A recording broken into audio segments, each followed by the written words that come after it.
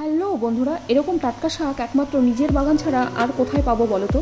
পুঁই শাক, কুমড়ো শাক, লাউ, বেগুন, উচ্ছে, ঝিঙে, পটল, চাল কুমড়ো, লঙ্কা, লেবু, লাল শাক, আপাতত আমার বাগান থেকে আমি এগুলোই পাচ্ছি। কিছুদিন পর থেকে সজনে আর পেঁপেটাও পাবো।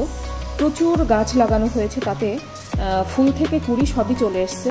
আর তারপর তো রইল শীতের শাকসবজি। এখন থেকে তার প্রিপারেশনটা একটু একটু করে শুরু করতে হবে।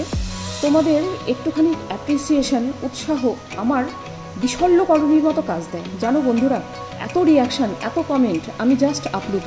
তোমরা শুধু একটু সঙ্গে থেকো আর ভিডিওটা কিন্তু স্কিপ না করে দেখতে থাকো।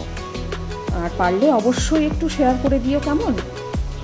একটা দুটো কথা তোমাদের সঙ্গে শেয়ার না করলেই নয় বন্ধুরা। আমি যখন এই বাড়ি ছেড়ে শহরের উদ্দেশ্যে রওনা দিই, সেখানে কিন্তু প্রচুর টাটকা শাকসবজি পাওয়া যায়।